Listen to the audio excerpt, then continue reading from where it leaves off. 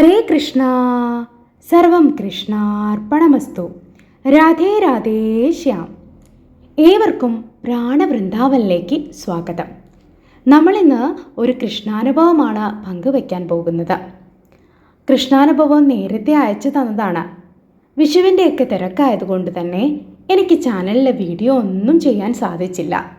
അതുകൊണ്ട് ഞാൻ എല്ലാവരോടും ക്ഷമ ചോദിക്കുകയാണ്.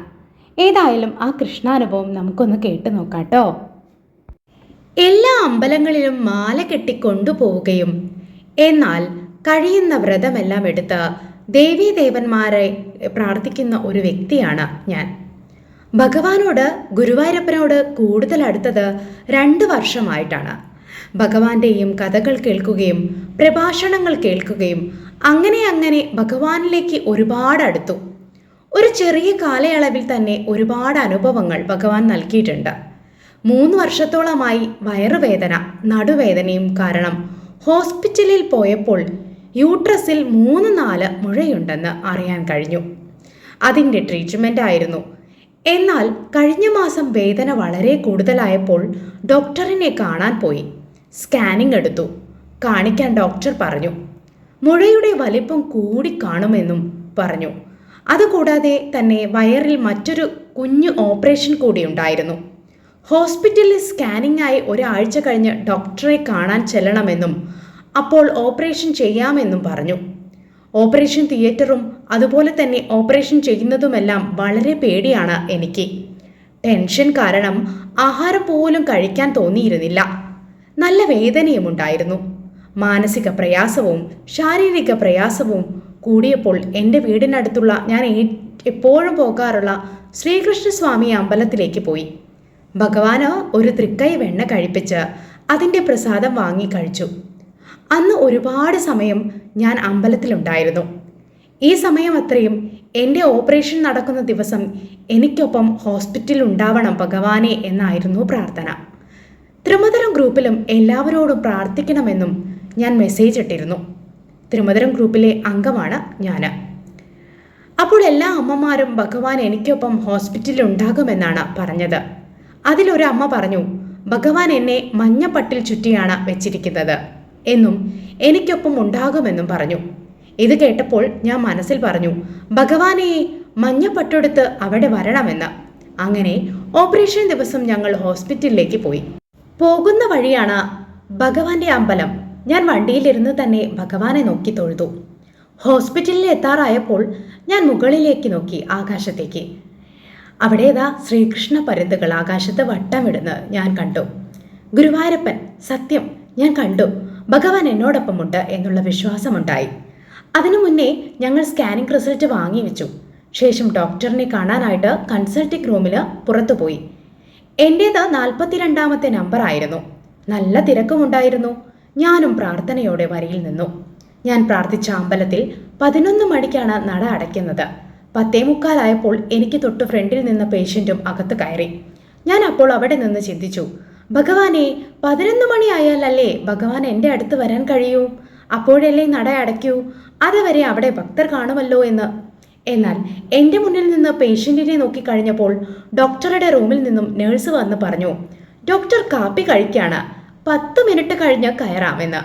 അപ്പോൾ ഞാൻ മനസ്സിൽ വിചാരിച്ചു, ഭഗവാനെ അപ്പോൾ 11 മണിയാകുമല്ലോ, ഭഗവാന് വരാമല്ലോ എന്ന്.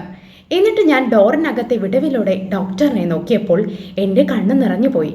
മഞ്ഞ പട്ടുസാരി എടുത്ത് നെറ്റിയിൽ ചന്ദനക്കുറിയുമായി വലിയൊരു ഐശ്വര്യത്തോടെ ഭംഗിയോടെ ബാഗിൽ നിന്നും മഞ്ഞ കളർ തുണി സഞ്ചിയിൽ പൊതിഞ്ഞ തൻ്റെ കാപ്പി കഴിക്കാനായി എടുത്തു വയ്ക്കുന്ന ഡോക്ടർ. ഭഗവാനെ, ഗുരുവായൂരപ്പ എന്ന് ഞാൻ വിളിച്ചുപോയി. ശരിക്കും ഗുരുവായൂരപ്പൻ ഉടുത്തിരിക്കുന്ന പട്ടിൻ്റെ അതേ കളർ സാരി. ഗുരുവായൂരപ്പനാണോ രാധാദേവിയാണോ എനിക്ക് സംശയം തോന്നി. ബ്രേക്ക്ഫാസ്റ്റ് കഴിച്ചു കഴിഞ്ഞിട്ട് ഡോക്ടർ എന്നെ അകത്തേക്ക് വിളിച്ചു. എന്നിട്ട് റിസൾട്ട് വാങ്ങി നോക്കിയിട്ട് എന്നെ നോക്കി ചിരിച്ചുകൊണ്ട് പറഞ്ഞു, മുഴ ഞാൻ വിചാരിച്ചതുപോലെ ഒന്നും വലുതായിട്ടില്ല, പേടിക്കേണ്ട, മെഡിസിനിലൂടെ മാറ്റാൻ പറ്റുമോ എന്ന് നോക്കാം. അതിനുശേഷം എനിക്കുള്ള ഒരു കുഞ്ഞു ഓപ്പറേഷൻ ചെയ്യുന്നതിനുള്ള കാര്യങ്ങളിലേക്ക് കടന്നു. ഓപ്പറേഷൻ തിയേറ്ററിൽ പോകാതെ കൺസൾട്ടിംഗ് റൂമിൽ വെച്ച് തന്നെ ഡോക്ടർ ഒട്ടും വേദനയില്ലാത്ത രീതിയിൽ ഒരമ്മ മകളോട് പെരുമാറുന്നത് പോലെ ട്രീറ്റ്മെൻ്റ് എല്ലാം ചെയ്തു. കണ്ണടച്ച് തുറക്കുന്ന വേഗത്തിൽ എല്ലാം കഴിഞ്ഞു. ഇപ്പോഴും വളരെ സ്പീഡായിട്ട് ഡോക്ടർ ഓരോ കാര്യങ്ങൾ ചെയ്തതും ഡോക്ടറിൻ്റെ മുഖത്തെ ആ ശോഭയും എൻ്റെ കണ്ണിൽ തന്നെ നിൽക്കുന്നു.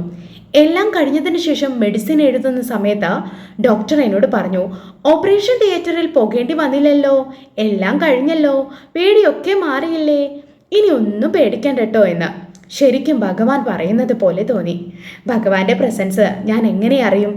ഭഗവാനെ ഹോസ്പിറ്റലിൽ വന്നാൽ എനിക്കൊരു ചെറിയ സൂചന കാണിച്ചു തരണേ എന്ന് ഞാൻ ഭഗവാനോട് പ്രാർത്ഥിച്ചിരുന്നു. പക്ഷേ എനിക്ക് തുണയായിട്ട് മഞ്ഞപ്പട്ട് ചുറ്റി നെറ്റിയിൽ ചന്ദനക്കുറിയുമായി ഡോക്ടറുടെ രൂപത്തിൽ വരുമെന്ന് ഞാൻ ഒരിക്കലും പ്രതീക്ഷിച്ചില്ല. ഇത് പറയുമ്പോഴും എൻ്റെ കണ്ണ് നിറയുകയാണ്. ഭക്തിയോടെ വിളിച്ചാൽ ഭഗവാൻ വരും, അതുറപ്പാണ്. അപ്പോൾ മറ്റു കുഴപ്പങ്ങളൊന്നുമില്ല, സന്തോഷമായിരിക്കുന്നു ഞാൻ. ഇതിനു മുൻപ് ഞാൻ 3-4 തവണ ഈ ഡോക്ടറിനെ കാണാൻ പോയപ്പോഴും ഇത്രയും ഭംഗിയിൽ ചന്ദനക്കുറിയൊക്കെ ഇട്ട് ഡോക്ടർ ഇരിക്കുന്നത് ഞാൻ കണ്ടിട്ടില്ല. എപ്പോഴും ചുരിദാറായിരുന്നു വേഷം. ഇത് ശരിക്കും ഭഗവാനാണ്. ഇത് ഞാനിപ്പോൾ പറഞ്ഞപ്പോൾ പല്ല് ചിലയ്ക്കുന്നു. ഹരേ കൃഷ്ണ, സർവം കൃഷ്ണാർപ്പണമസ്തു. രാധേ രാധേ ശ്യാം. ചേച്ചിയുടെ കൃഷ്ണാനുഭവം കേട്ടല്ലോ.